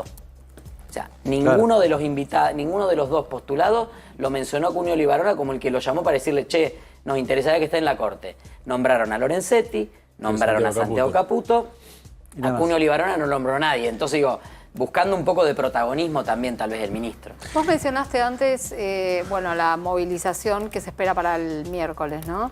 ¿Qué escenario ves para esta ocasión ante, la amenaza represiva permanente de Bullrich, ¿no? Sí, yo creo que hay una mayor convocatoria, hay organizaciones, incluso una rama de la CGT que convoca. Digo, cuando empiezan a aparecer más actores, el otro día, que fue una represión brutal y injustificable, había 760 efectivos. ¿Para cuántos jubilados y jubiladas? Después sí, llegaron algunas agrupaciones. Sí, la primera vez la del gas pimienta. Claro. Sí. Entonces digo, me parece que en la medida en que la movilización tome un poquito de fuerza y de cuerpo, es más fácil enfrentar esa tentación del palo y del gas pimienta que tiene Patricia ¿Hubo Bullrich. debate dentro de la Cámara de Diputados? No digo necesariamente en el recinto, pero digo, aunque sea informalmente entre ustedes, respecto de la represión, digamos, ¿cuál es el abordaje? Bueno, algunos habíamos salido porque fue justo en el cuarto intermedio y estábamos hablando con algunos de los jubilados, nos agarró en distinto momento, otros se quedaron esperando que volviera Guillermo Francos porque había el cuarto intermedio también se estructuró con los bloques de la oposición al inicio. El único bloque de oposición que había quedado para el final era Unión por la Patria. Todo el otro fue el discurso de Cristian Ritondo y Bornoroni, que era más bien, más que preguntas, era celebratorio de que el ministro estuviera allí. Entonces nos agarró en distintos momentos, pero sí, se habló e impactó. Impactó también por la brutalidad de las imágenes, impactó porque uno no puede creer que a la gente que ha laburado toda la vida, porque digo, también acá hay un discurso bastante injusto con muchos jubilados. Dicen, no, se jubilaron por la moratoria, no pagaron los aportes. Digo, acá hay empresarios que van a dejar de pagar bienes personales gracias a la moratoria y al blanqueo que le da el gobierno, y parte de esos bienes personales los hicieron con los aportes que no le pagaron a sus trabajadores. Entonces, claro, digo, también hay una responsabilidad social y ha habido una política en donde se intentó incluir. Puede haber sido no virtuosa, puede haberse hecho de otra manera, pero había una necesidad que responder, como también el tema de las tareas de cuidado que llevaban adelante o llevan adelante muchas mujeres que trabajan en casa. Yo soy tercer hijo varón de 4 hermanos varones, más mi papá y mi mamá ama de casa. Y dice, ¿de qué trabaja tu mamá? Nada, ama de casa. Y digo, pobre mi madre, ama de casa, cuidando a 5 personas. Entonces digo, bueno, todos también vemos que eso en algún momento tenía que tener una respuesta, pudo haber sido la mejor o no, se puede corregir, se puede mejorar, todo está en discusión. Lo que no podemos es a gente que está pidiendo por 13.000 pesos por mes y porque la jubilación se consolide, el bono. Mirá, ¿sabés qué? Dentro de las actitudes crueles de este gobierno, ¿sabés cuándo le confirmaron a los jubilados que este mes había bono?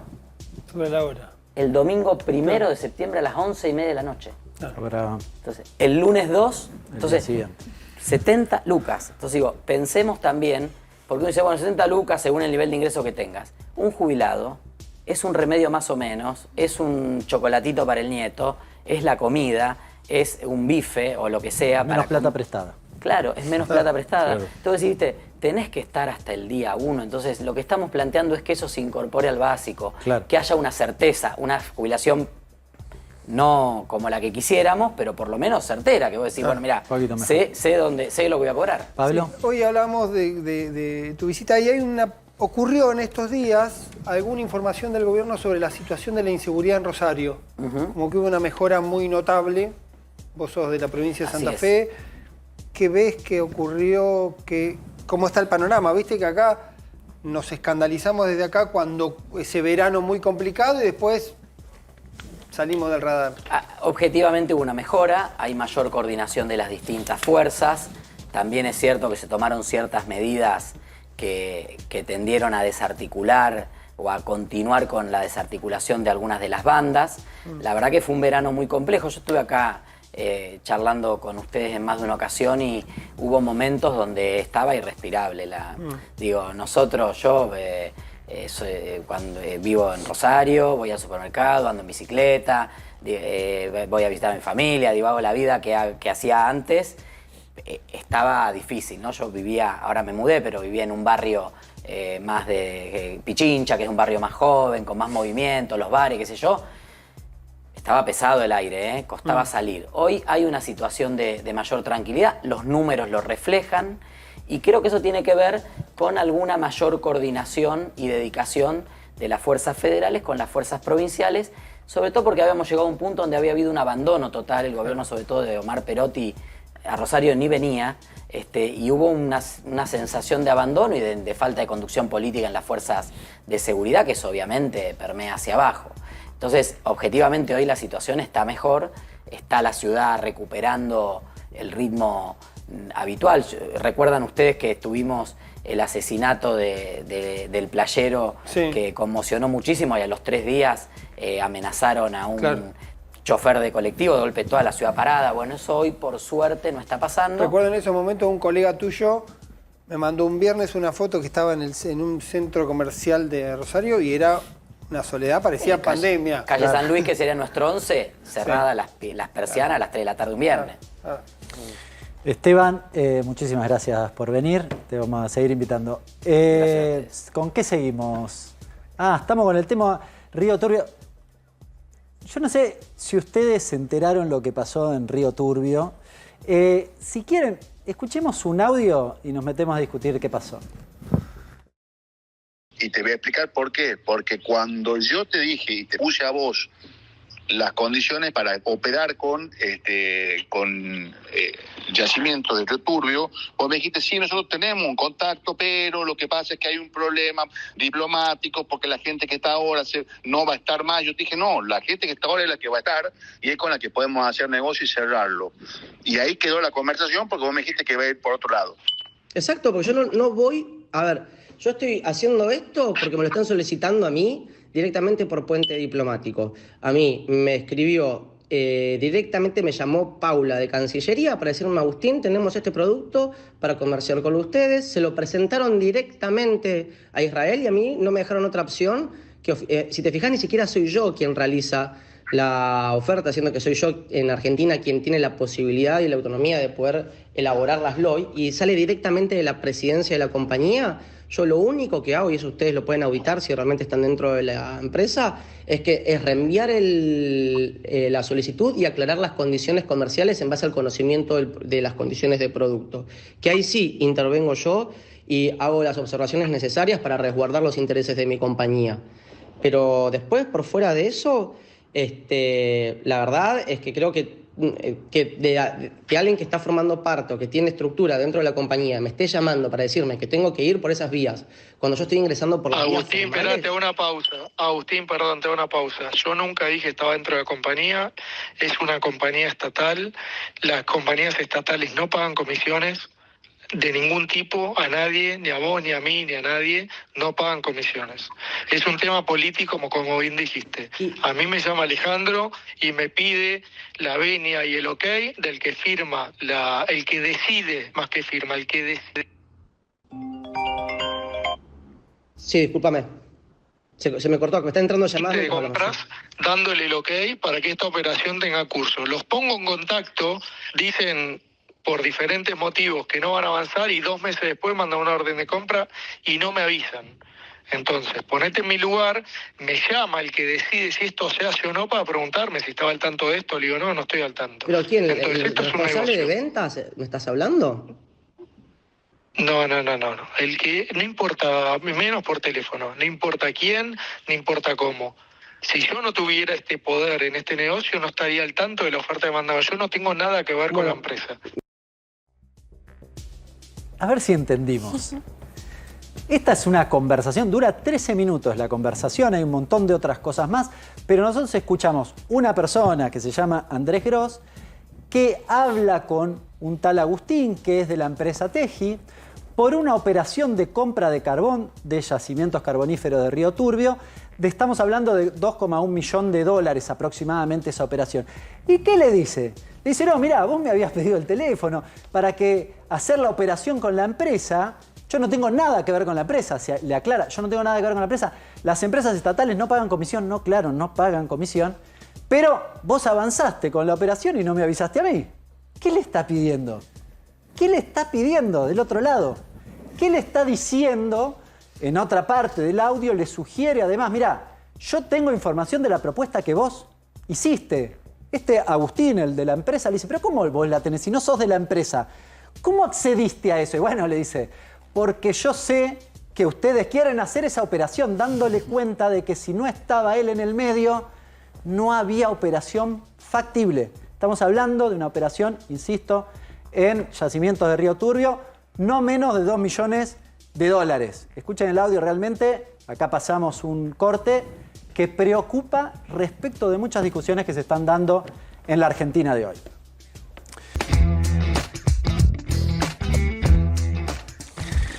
Y volvemos con QR, con un tema que quiero contarles que tiene que ver con algo que venimos discutiendo hace rato y que ha tomado centralidad en el debate del día miércoles, que es las jubilaciones.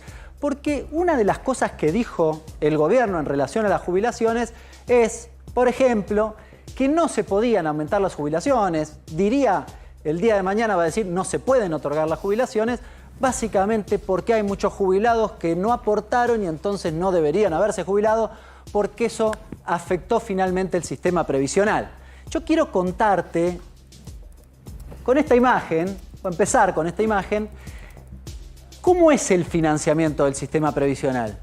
¿Qué tiene que hacer para lograr pagar mejores jubilaciones? para que las jubilaciones sean mejores tengo que sacar jubilaciones y pagarle al resto, al que queda, un poco más, o hay otras opciones. Bueno, te lo voy a contar con algunos datos de la realidad actual. Mira, esto es una especie de tanque de agua, sencillo, que tiene un nivel de agua que son el valor, la masa de jubilaciones, cantidad de jubilaciones por el haber medio, podríamos decir. Y fíjense, llegan aportes y contribuciones de lo que tiene que ver con seguridad social, que son la mayoría, casi el 70%, y de rentas generales se completa con el otro 30%. Ahí tenés IVA, tenés ganancias, ¿no? Y acá tenés todo lo que tiene que ver con la seguridad social. Fantástico, uno dice, bueno, a ver, ¿cómo hago para llenar esto o cómo hago para que no pierda agua? Y acá te quiero incorporar algunos datos de la realidad para mostrarte que el sistema previsional hoy empieza a tener problemas por datos que no tienen que ver con los jubilados que se jubilaron por la moratoria. ¿Cómo se financia o se desfinancia? Fíjate, vamos al primer tema. Si los salarios cayeron 12,7%, hoy salió el dato nuevamente del empleo registrado privado, pero si tomo el promedio del conjunto estamos aproximadamente en 12,7%. Es un poquito menos, debe ser 10% si tomo solo el registrado, pero en esos niveles los salarios implica una pérdida del nivel al que tenemos que llegar para pagar las jubilaciones actuales, los haberes actuales con la cantidad de jubilados actuales, con lo cual vamos a decir, tenemos un problema. Pero hay un segundo tema, que es la cantidad de puestos de trabajo.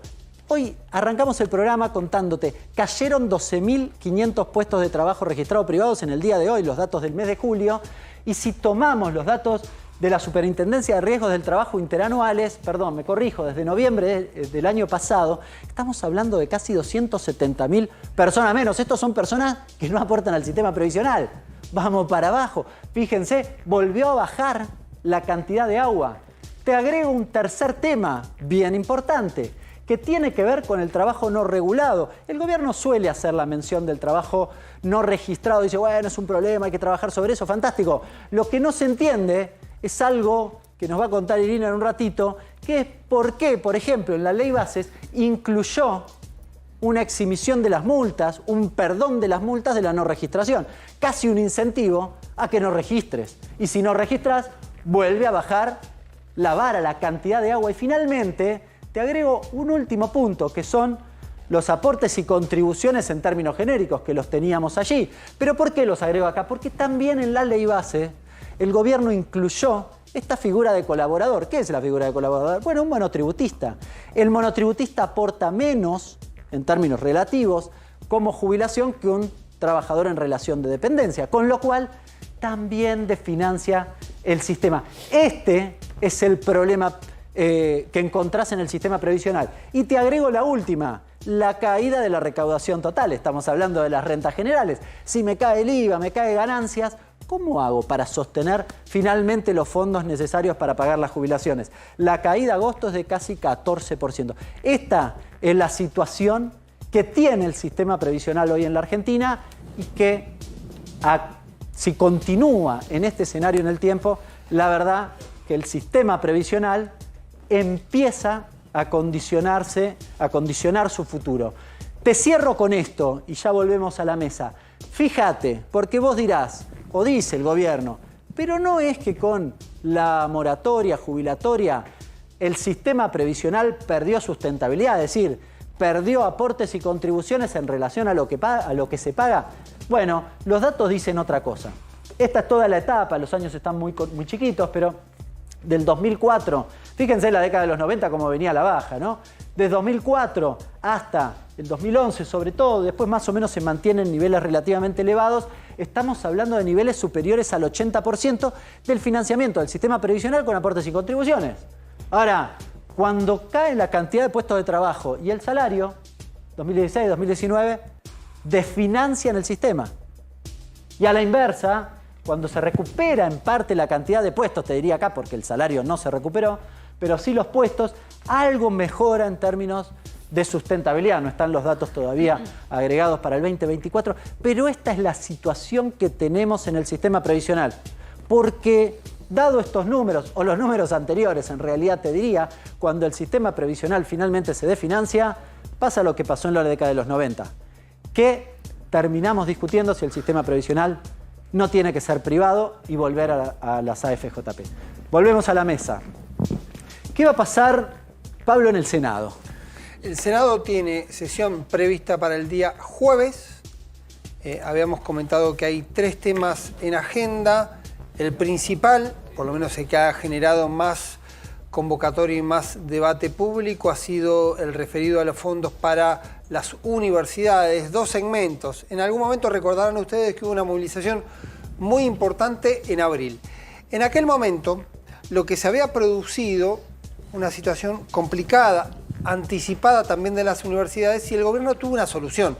Pero tuvo una solución en solamente una parte que tiene que ver con el funcionamiento del sistema universitario, lo referido a los fondos para el funcionamiento de las universidades, tarifas, pago de tarifas, arreglo de cuestiones que tenían que ver, por ejemplo, ¿te acordás en aquel momento habían dicho en la UBA, no se usan más ascensores por los costos, se quedaba toda la logística, todo el funcionamiento, pero nunca se tocó, a pesar de que estuvo en la demanda, la cuestión vinculada con los salarios, que es el 85-90% del gran gasto universitario, porque bien se sabe, tiene que ver con docentes y no docentes. Eso finalmente se trató en diputados, hubo una ley que propone una actualización y propone recomponer hacia atrás los salarios docentes y no docentes universitarios, como decíamos al principio, quedaron 60%, 65% atrasados respecto a la inflación. Eso se aprobó por amplia mayoría en diputados y se tiene que tratar en el Senado. La cuestión es si finalmente se va a lograr tratar este jueves, porque ya estaba previsto que se trate la semana pasada y no ocurrió por distintas cuestiones. El otro tema importante es DNU de la CIDE. Me informan que ya está acordado que se va a tratar el tema del DNU de la CIDE, que están los números y se va a caer. Vos me vas a preguntar, ¿qué cambia esto? Ya se gastaron esos fondos. Ya está, no hay vuelta atrás. ¿Qué es lo que pasa? Al desaparecer el DNU de gastos reservados, esos se convierten en gastos normales. Y como todo gasto del Estado, uno tiene que explicar el que lo gastó, en qué lo gastó. Por lo tanto, esos fondos van a decir, che, lo gastamos para tal cosa o tal otra. Van a tener que explicar... ¿En la bicameral? No, van a tener que explicar formalmente como cualquier gasto. Lo que suele ocurrir con los... Con el resto de los gastos. Los fondos reservados habitualmente se explican hacia adentro de la bicameral, no con demasiado detalle. Se dicen, bueno, se usaron para tal fines, para tareas de determinado tipo. Al no tener la característica de reservado, va a tener que explicar la CIDE. Lo que sí puede ocurrir es que haya una medida en ese caso que le busquen un formato para resolver eventualmente qué es lo que se puede hacer, porque... ¿Qué puede mostrar? ¿Qué es lo que puede mostrar? ¿Qué es lo que no puede mostrar? Porque si lo usaste, por ejemplo, para equipamiento, podrá decir sí equipamiento sin dar precisiones sobre el equipamiento, por entender que en todo caso tiene que ver con gastos o con información sensible. Irina, recién mencionábamos lo de las multas. Uno dice, bueno, las leyes se aplican desde el momento que se votan hacia adelante, es decir, si eventualmente hacia adelante me aplicaran una multa, cabería lo que está explicado en la ley bases. Pero ¿qué está pasando? ¿Hay discusiones hacia atrás?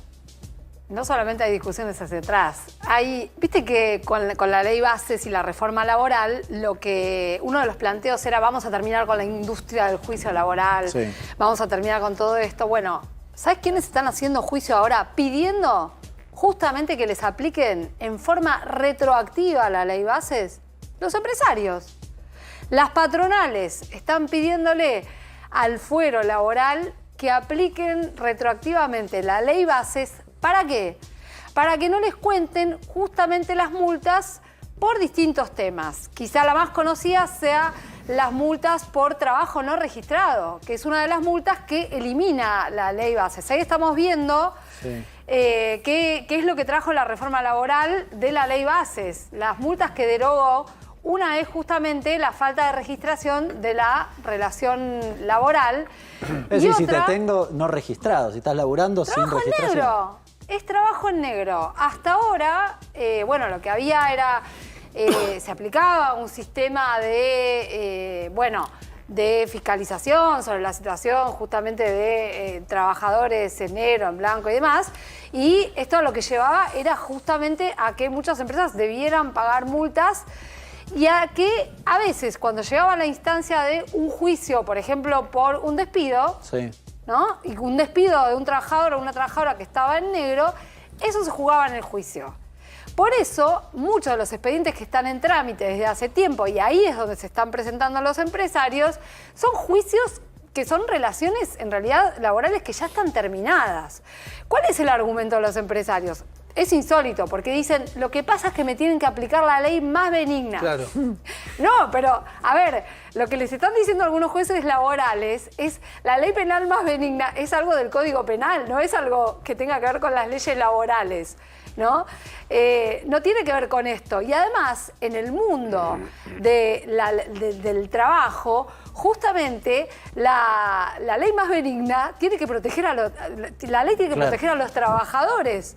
Ellos son los principales damnificados. Bueno, de todas maneras, y así yo te lo estoy contando así, hay una especie de catarata de presentaciones, insisto, en juicios que ya estaban en trámite, con relaciones laborales terminadas. Es decir, patrones que están diciendo, bueno, en este caso, que ya era un caso terminado, pero que tengo todavía un juicio laboral, no quiero que me apliquen la multa. Ahora, que pueden ser multas, perdóname. Cobrame ahora. Sí. Cobrame ya. No me cobres. No me cobres directamente. Lo que está viendo es que no Anular me la cobres. multa. Porque Pero hay no una- además en sede administrativa, sino ya en sede judicial. En sede judicial. Y no solo eso, Claro. las multas, como estábamos viendo recién, las multas son para distintos temas. Claro. La más conocida es la que tiene que ver con el empleo en negro, quizá. Pero también se aplican multas cuando una empresa, por ejemplo, demora en pagar una indemnización. Claro. Pero déjame hacerte una pregunta, Sí. porque me parece que es importante. La multa, ¿a quién se la paga? ¿Es algo que tiene que recibir el trabajador que estuvo en negro o es una multa que aplica el Estado, que le tiene que pagar al Estado? Era una como- multa que cobraba el Estado. Ok, es Lo decir, que pasa es que se derogó por ley. está bien, quiero decir que en ese caso no es que No va perjudica, para el trabajador. no perjudica Claro. al trabajador, pero sí perjudica al Estado, que justamente Claro. lo Sí. pienso en la lógica del superávit fiscal y el Estado no puede renunciar a esa multa, no debería poder renunciar ni al pasado ni a las presentes. De todas maneras, es algo que sí tenía impacto desde el punto de vista judicial sobre el cálculo de una indemnización, Claro, por ejemplo. claro. No es que no tenía ningún efecto. No es solo, Ahora- o sea, es. Acá, insisto, acá los principales y las principales protegidas son los trabajadores y las trabajadoras. Ahora, Irina, ¿hay empresarios que han tenido éxito en la justicia con esto? Sí, hay empresarios que han tenido éxito y por lo menos el poroteo que vengo haciendo desde la semana pasada, me quedé en la semana pasada, no sé si esta semana ya hubo alguna novedad, venían ganando los trabajadores y trabajadoras con un 60% de fallos favorables, pero también hay un 40% de fallos que son a favor de las patronales, sobre todo en algunas provincias. Por ejemplo, en Ciudad de Buenos Aires, en el Fuero Nacional, tenés en la Cámara Laboral fallo a favor de los trabajadores. Pero ya te digo, las miradas están repartidas. Nos parece una obviedad decir esto, la ley penal más benigna, la ley más benigna es de algo del mundo penal. Bueno, algunos jueces que entran en alguna sintonía con la modificación de la ley bases, ¿no? Y esta cosa de facilitarle el camino y darle las herramientas al gobierno, están dándole más la razón a los empresarios. Creo que acá se abre un mundo. ¿Y sabés qué otro mundo se abre? Y esto lo dicen algunas de las sentencias. Va a haber una gran industria del juicio. Industria es una forma de decirle que quizás no es la más apropiada. Pero porque los laburantes van a tener el camino, digamos, marcado como para hacer juicio por daño, ¿no? Por el daño que les ocasiona toda esta circunstancia en expedientes judiciales que ya estaban iniciados, donde había un camino ya trazado, ¿no? Es el juicio civil. No, dentro ¿Laboral también? del ámbito laboral también, exactamente. Bien, bueno, muchas gracias, Irina. Nos vamos a Estados Unidos rápidamente. Allá está Adrián Sack, porque mañana tenemos debate. Adrián, ¿cómo estás? Buenas noches. ¿Qué tal? Muy buenas noches. ¿Cómo estás? ¿Cómo están todos ahí? Bueno, tenemos debate mirá, exactamente te voy a decir, 1 día y 14 minutos es lo que faltaría en la Argentina. Bueno, acá estoy contándolo mal, ya con tantos líos de horarios es a las 9 de acá, a las 10 de Argentina. Mentira. Son 23 horas y 14 minutos que faltan. Pip, pip, pip, ¿no? Digamos. Es el horario central que va a tener aquí en la televisión de los Estados Unidos, donde hay muchísima expectativa por este debate porque va a ser el primer choque en la historia entre Kamala Harris y Donald Trump. Pero además va a ser la primera vez que Kamala Harris va a estar en vivo ante las cámaras después de que fue ya nominada candidata, pero no solamente eso, desde que se bajó Biden. O sea, hay mucha expectativa con esta y una demanda muy fuerte por parte del periodismo afín al trumpismo, justamente de que hable de cuenta los días, ya van 52 días, no sé, ya perdí la cuenta de cuánto va, sin que Kamala dé una conferencia de prensa. Pero bueno, por el otro lado también hay mucho interés porque parecería que va a ser el único debate que va a haber entre ambos candidatos de aquí a las elecciones del 5 de noviembre. A ver, Ese es el gran tema. ¿Cómo es eso? Explícame. ¿Por qué no hay segundo debate? Bueno, recordemos que los debates que siempre se pautaron acá fueron organizados por la Comisión Nacional Electoral especializada en debates de los Estados Unidos. Estos no se hicieron así.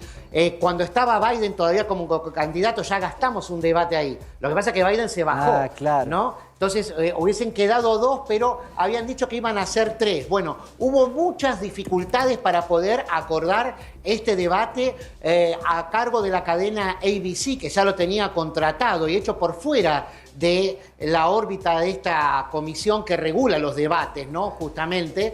Y entonces no hay obligación de hacer el debate que quedaría, o los dos que en realidad hablaban que querían hacer aparte para hablar sobre situación internacional, para hacerlo con otro formato, el formato Town Hall, que es abierto con público, como se hizo en elecciones anteriores. Bueno, no.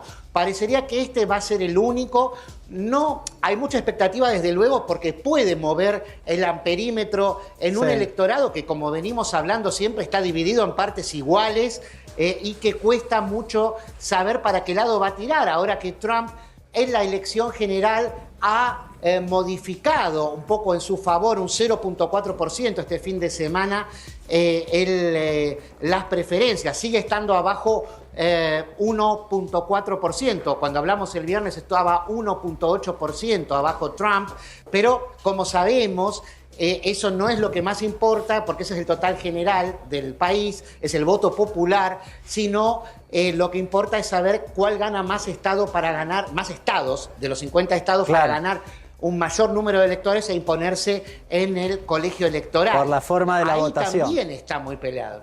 Claro, por la forma por el sistema que existe aquí de votación indirecto. Entonces, teniendo en cuenta eso, hay realmente mucha expectativa de ver cómo pueden quedar parados ambos candidatos, ¿no?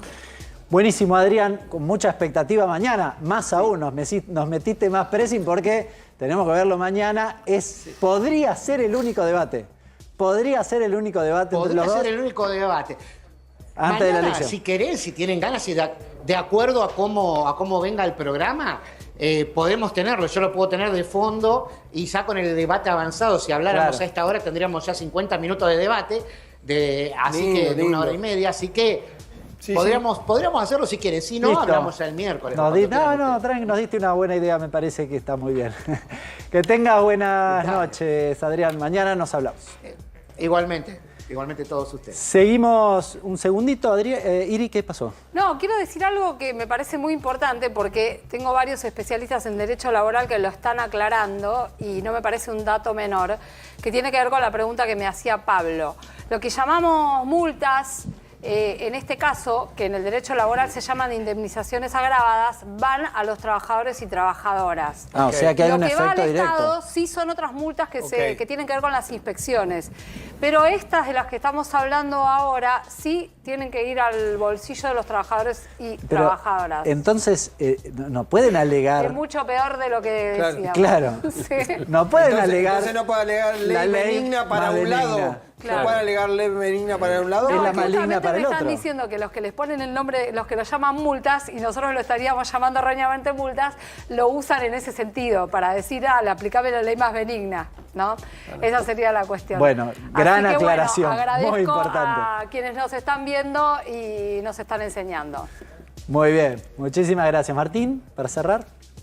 Hay una encuesta de la consultora Proyección sobre... Es una encuesta entre votantes de Unión por la Patria, no es una encuesta general. Sí. Sobre cómo se sienten, sobre qué liderazgos ven, sobre qué dirigentes ven, sobre cómo están. A ver si tenemos algo por ahí, ahí está. Esto es textuales del Focus, que hizo Proyección con Manuel Zunino. En vez de volver al futuro, nosotros volvimos al pasado, porque esa época ya la vivimos, están hablando de Milei, restricción, convertibilidad 1 a 1, no hay trabajo, poco consumo, miran QR parece. Yo hablo porque camino en la calle y tengo la oportunidad de ver mucha desocupación que hay. La diferencia en la economía de ahora con la época de Menem, que es un tema, es que en la época de Menem tenías $1 y más o menos podías comprarte cosas y podías vivir. Esto es... Eso es... Preguntas que le hicieron a gente en ese Focus. En ese Focus, votantes de Unión por la Patria. Unión por la Patria. Ahora, interesante lo de la comparación con Menem, Perdón, ¿no? Claro. para entender, son los famosos quali, porque siempre uno Exacto. ve los quanti, que son los datos. Tal Estos cual. quali son conversaciones. Así es. Un Zoom, una reunión de votantes y se pone a hablar y el consultor le pregunta y charlas y qué sé yo, y van surgiendo las expresiones. En este caso particular es interesante el trabajo de Proyección porque toma cómo se está parando y que están viendo los votantes de Unión por la Patria a los referentes, líderes, figuras de Unión por la Patria. Es interesante lo que mencionaba respecto de la década de los 90, porque hay muchas similitudes con la política de la década de los 90 y, bueno, los votantes, en este caso de Unión por la Patria, interpretan, en las 90 era otra cosa. Sí, yo supongo, es una interpretación mía sobre esto, ¿no? Por supuesto, y ustedes tendrán la suya, supongo, en esa época algunos, lo voy a decir en francés, en esa época algunos zafaban, ahora no está zafando nadie. Nadie es un decir, por supuesto, hay una cremita que siempre zafa. Me parece que esa es la diferencia con la época de Menem, la diferencia de percepción política y de la vida cotidiana, digamos, las dos cosas. La realidad es que de una semana a la otra, de un día para el otro, las cosas suben de precio. Estábamos leyendo ahí, están aumentando un montón con el tema de los alimentos y lo mismo con el colegio. Cada 2 meses, sectores medios que se ven francamente afectados por este tipo de políticas nos están aumentando entonces. Por más que uno no quiera que le afecte, te termina afectando porque no terminás de acomodarte y no tenés una posibilidad de ahorro. La soga al cuello, podríamos decir. Acá hemos hablado de la soga que se va deshilachando y se termina por romper. Da la impresión que es una descripción de esas mismas cuestiones. Es una descripción y además de todo, si lo vemos, no está basado en insultos. Salvo... Hay un solo adjetivo que vemos al final. Y fíjense el cuidado. Para mí, hablando de Milei, es un ser nefasto. Y dice, discúlpenme por el término, es un ser nefasto que solamente vino a llenar su bolsillo. Ahora, en general, lo que hay es percepciones y explicaciones sobre la vida cotidiana propia y la vida cotidiana ajena. Preguntó Proyección también imágenes. Y de nuevo, como explicaba bien Pablo recién, desde el punto de vista cualitativo. A ver. Una es Cristina Fernández de Kirchner. Estamos hablando de nuevo, aclaramos, son votantes en la de Unión por la Patria en las elecciones del 2023. Y cualitativo, ¿no? Y cualitativo. Respeto por el liderazgo fuerte y determinado, experiencia política, claridad, soberbia, falta de disposición para negociar, lo que le hace polarizante. Ahí viene un textual de Aerofocus. Muy buena política, creo que su mandato estuvo bien, en la economía fue buena, uno pudo ahorrar, está el tema del ahorro, versus, incorporo que no lo diga ahí, versus el inahorro o el desahorro, ¿no? Actual, exactamente. Sí, vos sabés que, hay un detalle, hablando de referencias, hay una referencia que hacen en su momento con la desocupación y hablan de déjà vu del 2001. Tal cual. Con el tema de la desocupación. Y lo otro que tiene que ver con el ahorro, que también lo referencia Martín, es la idea de que hay incertidumbre y desorientación para la planificación. Vos tenés un hogar, tenés un trabajo, te cuesta armar, te cuesta pensar hacia dónde ir porque no tenés referencias. Te desorganizaron la vida. Exactamente. Otra figura por la que preguntaron fue Axel Kicillof. A ver, si anda por allí. Aquí tenemos a Kicillof. Empático, comprometido con la justicia social, cercano a la gente, percibido como persona humilde y no ostentosa, lo que se refleja en su entorno y estilo de vida. Mantiene conexión genuina con las necesidades de la gente común, La disposición de Kicillof para enfrentar los problemas se asocia con una figura que brinda seguridad y protección, dice el estudio, y ahora viene un textual del Focus, ¿no? Alguien que dijo, Axel representa justicia social, está más con la gente, me parece, al margen de que por ahí los resultados en su momento no fueran buenos. Yo supongo que se refiere a cuando fue ministro de Economía, calcula, ¿no? Debe ser eso, en su momento. Pero, a ver, ¿dónde anda? La primera campaña con el Clio me parece un tipo humilde. Pero lo veo un tipo más social, más humano, me parece un tipo muy humilde y no ostentoso con su entorno. De hecho, la primera campaña que hizo fue en un Clio. Fíjense la importancia de los símbolos, el Clio lo trajimos varias veces acá. El otro día con Aliberti y Carly Bianco el sábado dijo que tenía la BTV vencida porque tenía que cambiarle los foquitos adelante. Pasan esas cosas. Pasan esas cosas. Si no viste el documental Traslado, te lo recomiendo. Éxito total de taquilla. Te digo que se encamina a ser la película que va a representar a la Argentina en los Oscars, así como fue alguna vez La Historia Oficial o Argentina 1985. Un documental dirigido por Nicolás Gil Lavedra sobre una idea original de la actriz y productora Zoe Hochman. Tuvo un impactante éxito en la taquilla, te decía, muchísima gente. Excelente, te la recomiendo. Si no la viste, anda a verla. ¿Cuánta gente no volvió? No sabía lo que había pasado. Y así como llegamos, nos vamos, lo dejamos a Babi Echecopar con su programa. Gracias a todos, un saludo a los compañeros que están, esperemos, festejando en un ratito el Martín Fierro. Se quedan con Babi Echecopar, basta Babi, y nos vamos como llegamos, con las voces del día.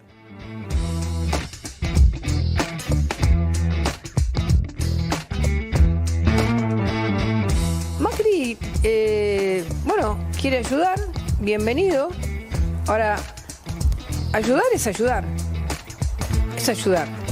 Entonces, eso es lo que tiene que hacer, ayudar, porque el gobierno necesita la ayuda de todos. Volver a convocar una gran marcha nacional, federal, en Buenos Aires y en cada una de las provincias donde tenemos universidades, y volver a expresarle a este gobierno cuál es la opinión del pueblo argentino. Pero vos no podés ser, romper un principio democrático y ser tan inmediatamente ultra opositor a un gobierno que le tenés que dar un tiempo. Eso es un principio radical. Hay que ver de qué manera repensamos esas nuevas formas de representación para quienes no se sienten,